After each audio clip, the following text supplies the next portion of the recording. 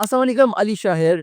आज मैं आपको लेके आया हूँ बड़ी एक्साइटिंग न्यूज़। हमारा जो केएसई 100 इंडेक्स है वो 166 के को भी क्रॉस कर चुका है और इसके साथ-साथ जो बहुत ही एक्साइटिंग खबरें हैं, जो कुछ चीज़ें एक्साइटिंग डेवलपमेंट्स हुई हैं वो आपसे शेयर करने जा रहा हूँ।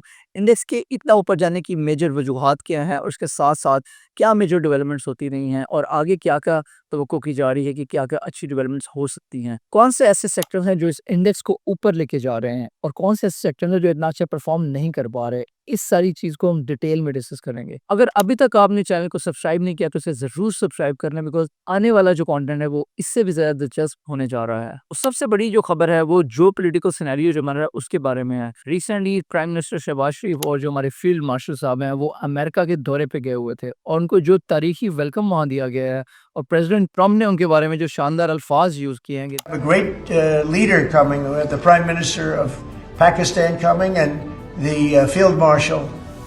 Pakistan Field Marshal is a very great guy, and so is the Prime Minister, both. मेरे ख्याल में ये पाकिस्तान की इस वक्त इंटरनेशनली बहुत ज़्यादा अच्छी रिकग्निशन हो रही है और यही चीज़ पाकिस्तान की जो स्टॉक एक्सचेंज है और पाकिस्तान की जो मार्केट है इसके ऊपर बहुत अच्छा इम्पैक्ट क्रिएट कर रही है। इसके अलावा जो सेकंड बड़ी न्यूज़ है वो जो सऊदी अरेबिया में पाकिस्तान के साथ जो मुआहदा तय पाया है जिसमें मोहम्मद बिन सलमान और प्राइम मिनिस्टर शहबाज शरीफ साहब की मुलाकात में वो चीज़ तय पाई है कि जो भी डिफेंस होगा वो दोनों कंट्रीज़ का मुश्तरका कंसिडर किया जाएगा और अगर एक कंट्री पे अगर हमला होगा तो वो दूसरे कंट्री पे हमला तसव्वुर किया जाएगा।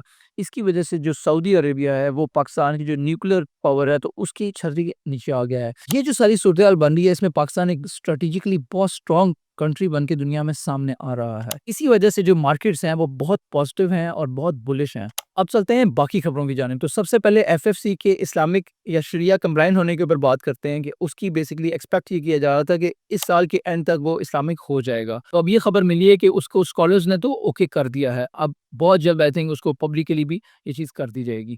और इसके साथ-साथ अगर हम बाकी बातचीत करें, कंज्यूमर प्राइस इंडेक्स है वो एक्सपेक्ट किया जा रहा है कि अराउंड 6% के करीब आएगी। स्टेट बैंक की जो रिजर्व्स हैं इस वक्त वो $14.3 बिलियन पे स्टेबल हैं और ये बड़ी अच्छी बात है और इसकी वजह से लग ये रहा है कि जो पाकिस्तान के आईएमएफ के अहदाफ हैं वो पाकिस्तान अचीव कर लेगा। अमेरिका ने रिसेंटली ट्रम्प ने एक ऐसा ऑर्डर पास किया है कि जो H-1B वीज़ा होता था जिसके थ्रू अमेरिकन कंपनीज़ अपने एम्प्लॉइज़ दूसरे कंट्री से मंगवाती थी, उनके ऊपर जो फीस थी वो कुछ हज़ारों डॉलर्स में थी, अब उसको $100,000 कर दिया गया है पर एम्प्लॉयी।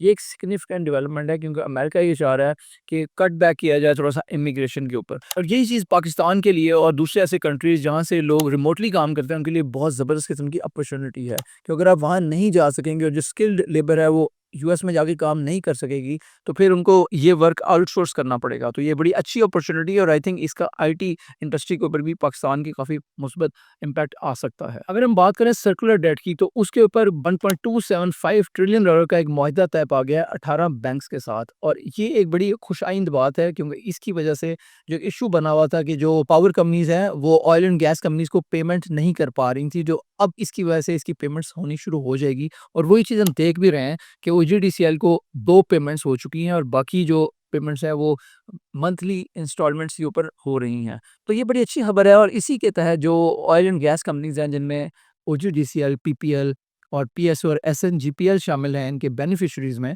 तो उनमें से अगर हम बात करते हैं ओजीडीसीएल की तो उसको 7.7 बिलियन रुपीज़ की इंस्टॉलमेंट पेमेंट मंथली आनी शुरू हो चुकी है और 2 इंस्टॉलमेंट्स तो आ भी चुकी हैं। और चूँकि ये सारे फंड्स 18 बैंक्स के थ्रू डिस्पर्स किए जा रहे हैं, तो इसी वजह से आपको एक ट्रेंड अपवर्ड ना सिर्फ ऑयल एंड गैस कंपनीज़ में नज़र आ रहा है, बल्कि उसके साथ-साथ बैंक्स में भी नज़र आ रहा है। अगर हम ट्रेड की बात करें तो सेंट्रल एशिया के साथ पाकिस्तान की ट्रेड $2.4 बिलियन पे जा चुकी है। फार्मा की एक्सपोर्ट्स $457 मिलियन को क्रॉस कर चुकी हैं, जो कि हाईएस्ट है इन द लास्ट 2 डेकेड्स और ये एक्सपेक्ट किया जाता है कि यूजुअली जो फार्मा का सीज़न होता है, वो सर्दियों का सीज़न होता है, जबकि जब लोग दवाइयाँ बहुत ज़्यादा इस्तेमाल करते हैं। तो 6 महीने जो सर्दियों वाले होते हैं, उसमें ये हमेशा इनकी जो प्रॉफिटेबिलिटी है, वो अच्छी रहती है, दे मेक गुड मनी और जो गर्मियों के महीने होते हैं, वो इतने अच्छे नहीं होते नॉर्मली फार्मा के लिए। सिटी फार्मा ने इराक में एक्सपेंशन की और ये बड़ी अच्छी खुशाइन बात है। एक बहुत एक्साइटिंग खबर लकी इन्वेस्टमेंट्स के बारे में, जिनके जो सीईओ है मोहम्मद शुएब साहब, उनसे हमने रिसेंटली पॉडकास्ट भी की थी और उसमें डिटेल में डिस्कस किया था लकी इन्वेस्टमेंट्स की प्रोडक्ट्स को भी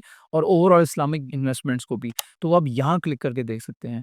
लकी की जो एक्साइटिंग खबर है वो ये है कि आज से 6 महीने पहले उन्होंने फंड लॉन्च किया था अपना पहला और अब तक ये एसेट अंडर मैनेजमेंट में रुपीज़ 100 बिलियन को क्रॉस कर चुके हैं, which is equivalent to $350 million. तो दैट इज़ अमेजिंग। तो ना सिर्फ स्टॉक मार्केट अच्छा परफॉर्म कर रही है, बल्कि इसके साथ-साथ जितनी भी इन्वेस्टमेंट कंपनीज़ हैं, जो डिफरेंट म्यूचुअल फंड्स की प्रोडक्ट्स लेके आ रही हैं, ये भी बहुत अच्छा परफॉर्म कर रही हैं। अगर हम बात करें डिफरेंट स्टॉक मार्केट के सेक्टर्स की, तो इस वक़्त जो ऑयल एंड गैस है, that is performing well. PPL और बारी ने परफॉर्म कर लिया है, बाकी भी एक्सपेक्ट किया जा रहा है कि अच्छा परफॉर्म करेंगे, और उसके साथ-साथ जो बैंक्स हैं, उन्होंने भी अच्छा परफॉर्म किया है, सीमेंट अच्छा परफॉर्म कर रहा है, और इसके अलावा जो सेक्टर्स नहीं चल रहे, उनमें फर्टिलाइज़र्स है, ऑटो है, केमिकल है, इंश्योरेंस है, फूड है, ये वो सेक्टर इतना अच्छा परफॉर्म नहीं कर रहे हैं।